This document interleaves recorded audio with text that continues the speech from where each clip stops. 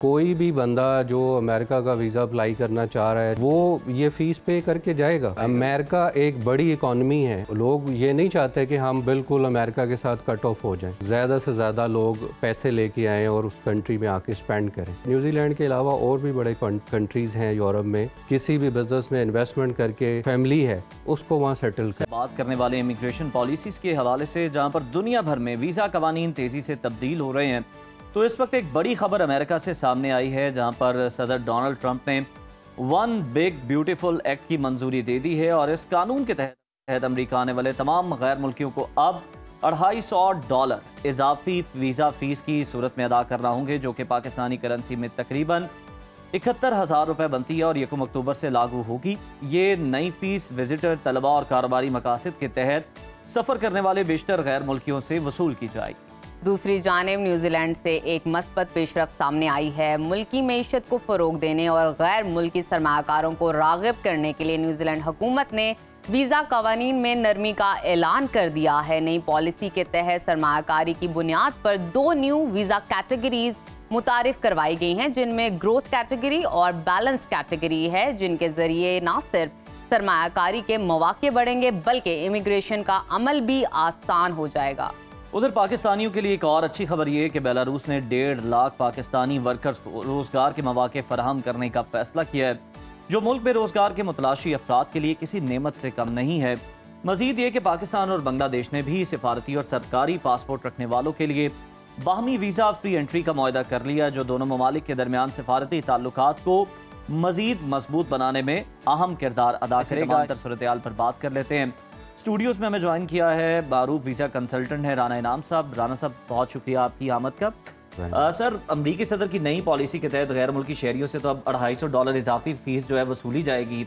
ये फ़ीस लगाने का मकसद क्या है, किन अफराद पर लागू होगी? और ममालिक पर तो टैरिफ लग रहा था, लगता है अब इंडिविजुअल्स को भी नहीं छोड़ा, उनसे भी टैरिफ वसूला जाएगा। जी बिल्कुल। देखें, आपने देखा है जब से सदर ट्रंप आए हैं, वो आए दिन रोज़ कोई नई चीज़ इंट्रोड्यूस करते हैं। तो उनका मकसद यही है कि किसी तरह भी जो अमेरिकन इकॉनमी है उसको डे बाय डे बेहतर किया जाए, या वो ये शो करने की कोशिश करते हैं कि मैं जो हूँ वो बहुत ज़्यादा प्रो अमेरिकन हूँ और मैं मतलब आए दिन कुछ भी अमेरिका के हक़ में जो भी बेहतर है मैं वो करने जा रहा हूँ।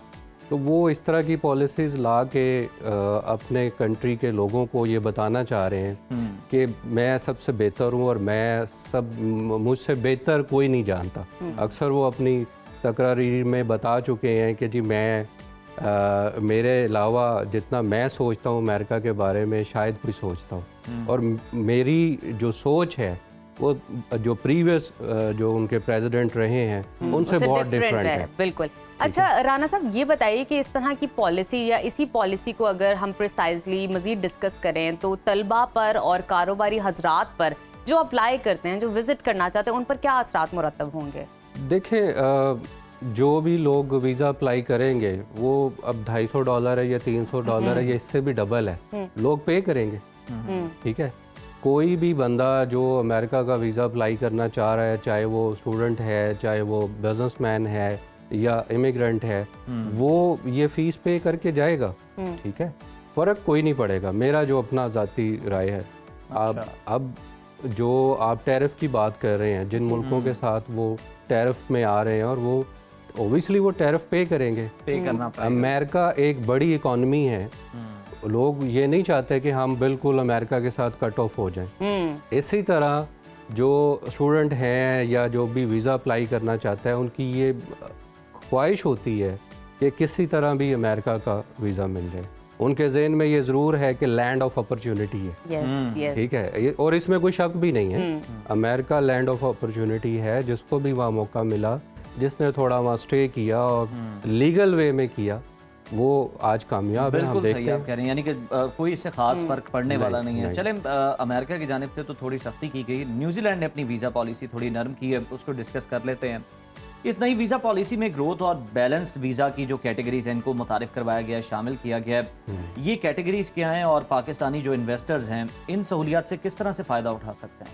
अच्छा, आफ्टर कोविड हमने देखा है कि हर कंट्री ने ये कोशिश की है कि जो उनके कोविड के दौरान उनकी इकॉनमी को मसला आया और जो उनको डैमेजेस पड़े हैं, वो कोशिश कर रहे हैं कि मुख्तलिफ़ कंट्री से इन्वेस्टमेंट आए और ज़्यादा से ज़्यादा लोग पैसे लेके आएँ और उस कंट्री में आके स्पेंड करें।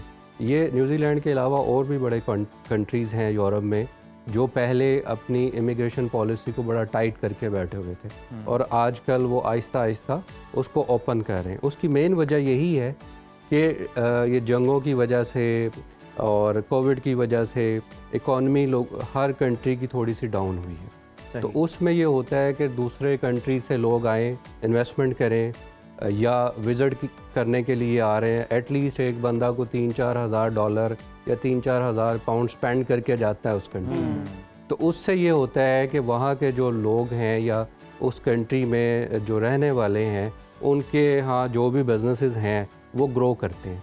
ठीक है, वो एक अच्छा अर्निंग कर सकते हैं टूरिस्ट की शक्ल में, या अगर जो इन्वेस्टर जाता है वो प्रॉपर्टी बाय करता है या कोई घर वर बाय करता है। और इमिग्रेंट्स की ये कोशिश होती है कि वो वहाँ जाके मुस्तकिल रहे और किसी भी बिज़नेस में इन्वेस्टमेंट करके अपने जो फैमिली है उसको वहाँ सेटल कर। जी बिल्कुल ठीक। अच्छा, अगर राना साहब हम बेलारूस का मवाजना करें तो उन्होंने भी अपनी पॉलिसी चेंज की है और उनकी जानिब से 1.5 लाख पाकिस्तानी वर्कर्स को बुलाया जा रहा है वीज़ा देके। तो किन किन शोबों में ये लोगों के लिए आसानी होगी वीज़ा अप्लाई करना?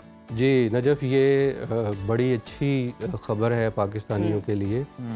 और उन्होंने जो बेलारूस के प्रेसिडेंट थे, जो मैं उसको सुन रहा था और देख रहा था, उन्होंने ये वर्ड्स कहे थे कि गिफ्ट फॉर पाकिस्तान। ठीक है, तो ये 1.5 लाख अच्छी खासी एक मतलब तादाद है। 1.5 लाख पाकिस्तानी एकदम से उस कंट्री में जाएंगे और कितने ख़ानदान, हाँ, कितने ख़ानदानों का फ़ायदा होगा। अच्छा, इसमें हाईली स्किल्ड लोग भी हैं और स्किल्ड लोग भी हैं।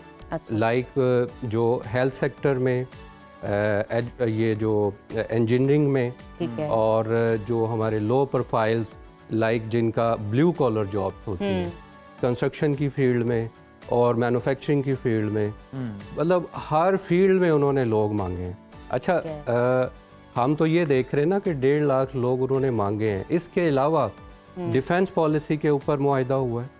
ठीक है, इसके अलावा जो हमारी कम्युनिकेशंस, आपने देखा होगा अलीम खान और अता तारड़ इंटीरियर मिनिस्ट्री के भी वहाँ पे एग्रीमेंट्स हुए हैं। बिल्कुल ठीक है, सिर्फ इस पे नहीं हुआ। तो ये पाकिस्तानियों के लिए बहुत अच्छी खबर है और मैं ये मतलब उम्मीद करूँगा कि हम प्रॉपर इसको अवेल करें। ठीक है ना, ज़्यादा से ज़्यादा अवेल करें और उनको ये शो करें कि अगर आपने हम पे ट्रस्ट किया है तो हम उसको बेहतर करें। और ये तो मेरा जो ख्याल है, ये जस्ट एक मतलब फर्स्ट खेप है। अगर हम इसको बेहतर कर पाएंगे तो ये और भी बेहतर हो जाएगा। और इनको देखते हुए अदर कंट्रीज भी, बिल्कुल, वो भी अच्छा पॉजिटिव इम्पैक्ट, पाकिस्तानियों की डिमांड तो है ऑल ओवर द वर्ल्ड। ठीक है, तो राना साहब, दूसरी तरफ पाकिस्तान और बांग्लादेश की हम बात करें तो इनके दरमियान भी जो सिफारती और सरकारी पासपोर्ट पर वीज़ा फ्री एंट्री का माहिदा है, ये भी बड़ा इंपॉर्टेंट तस्वुर किया जा रहा है। आप किस तरह से इसको समझते हैं कि यह अहम है और दोनों मुल्कों के अवाम जो हैं इस माहिदे से कैसे फ़ायदा उठा सकते हैं? क्योंकि कुछ अर्सा पहले आपको याद होगा कि हम देखते थे कि यहाँ से इंडस्ट्री जो थी वो बांग्लादेश शिफ्ट हो रही थी, ख़ासतौर पर टेक्सटाइल की। तो अब इसके क्या फ़वायद होने वाले हैं? देखें, ये ऑलरेडी बहुत सारी इंडस्ट्री हमारी वहाँ पे शिफ्ट हो चुकी है, ख़ास तौर पे टेक्सटाइल जी। और उसमें ये है कि उनकी जो ये पैसे उनका स्ट्रॉन्ग है जी, पाकिस्तान से बेहतर है उनकी इकॉनमी। ठीक है, उससे हमें ये बेनिफिट हो रहा है कि अगर हमारा यहाँ से हम जाके उधर इन्वेस्टमेंट करते हैं और जो वहाँ से प्रॉफिट आता है, हमें रेमिटेंस की शक्ल में पैसे आ रहे हैं, वो ज़्यादा बेहतर है। ठीक है, और जो दूसरी आप बात कर रहे हैं कि पाकिस्तानियों को कैसे फ़ायदा होगा, मैक्सिमम बिजनेसमैन वहाँ भी जाएंगे और उधर से इधर भी आएंगे।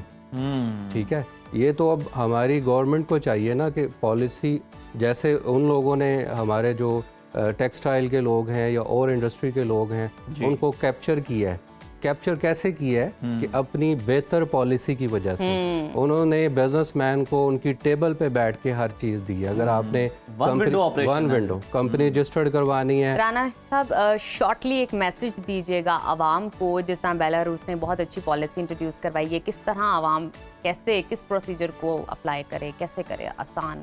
देखिए, इस पे तो गवर्नमेंट ने कहा है ना कि वो न्यूज़पेपर में एड्स वगैरह देंगे और ये तो सारा गवर्नमेंट के साथ चलेगा प्रोसेस। न्यूज़पेपर में जब ऐड आएगा तो जो स्किल्ड लोग हैं वो उसमें अप्लाई करेंगे और उसके साथ उनके फिर फाइनली इंटरव्यूज होंगे और फिर ये लोग जाएंगे। वो तो एक प्रॉपर गवर्नमेंट के तहत सारा प्रोसेस होगा और गवर्नमेंट ही गाइड करेगी। जी बिल्कुल, ये तो गवर्नमेंट टू गवर्नमेंट कॉन्ट्रैक्ट है ना। ये कोई मतलब आम किसी प्राइवेट कंपनीज में नहीं। हाँ, ये हो सकता है कि गवर्नमेंट आगे जो ये हमारी रिक्रूटमेंट कंपनीज होती हैं उनको कह दे कि जी आप एक या 2 या 3 रिक्रूटमेंट कंपनीज आगे इसको प्रोसेस करें। लेकिन मुझे जो मैंने न्यूज़ में देखा है, अखबारात में देखा है, तो वो यही कह रहे हैं कि गवर्नमेंट इसको अनाउंस करेगी, इसके अखबारात में ऐड आएंगे और आप अप्लाई करेंगे। तो ये अच्छी बात है। राना साहब, ये तो वो खबरें जो कि हमारे सामने आ चुकी हैं और यकीनन पाकिस्तानियों के लिए बड़ी अच्छी हैं। कुछ और ममालिक के हवाले से भी बताइएगा, क्योंकि आप बड़े बाखबर हैं, इन तमाम मामलात पर आपकी नज़र रहती है, एक्सपर्टी है आपकी। तो कहाँ पर जो है वो और ज़्यादा पॉलिसीज़ जो हैं वो पाकिस्तान के लिए नरम होने जा रही हैं या पाकिस्तानी उससे फ़ायदा उठाने वाले और आइंदा आने वाले दिनों में ऑफिशियली अनाउंस भी हो सकती हैं? देखिए, यूके बड़ा अच्छा आपको विजिट वीज़ाज दे रहा है। इसके अलावा वो स्टूडेंट पॉलिसी यूके की बहुत अच्छी है। अमेरिका भी विजिट्स दे रहा है। कनाडा ने पिछले दिनों विजिट्स बहुत दिए हैं। ठीक है, जो लोग कनाडा में थोड़े से आप फाइनेंशियली और आपका सोशल सेक्टर यहाँ पे ठीक है तो कनाडा आपको विजिट वीज़ा आराम से दे रहा है। लेकिन वो ये देख रहा है कि उसके ऊपर यहाँ ज़िम्मेदारी क्या है, आया लोग विजिट करके वापस आएंगे। ये जो कॉन्सेप्ट है ना कि जी आपने किसी कंट्री की ट्रैवलिंग ही ना की हो और आप एकदम से कनाडा और अमेरिका का विजिट वीज़ा अप्लाई करें, उनको वीज़ा नहीं मिलेगा, चाहे आपके अकाउंट में जितने मर्जी पैसे पड़े। ये आपने लास्ट टाइम भी बात की थी। तो कोशिश करें कि अपनी ट्रैवल हिस्ट्री को बेहतर करें और लीगल वे में अपना वीज़ा अप्लाई करें। और ये याद रखें कि कोई किसी कंसल्टेंट के हाथ में कोई जादू की छड़ी नहीं होती। आपकी अपनी प्रोफाइल पे वीज़ा लगना है, उसको आप स्ट्रॉन्ग कर लें। ठीक है, thank you so much Rana साहब आपकी मौजूदगी।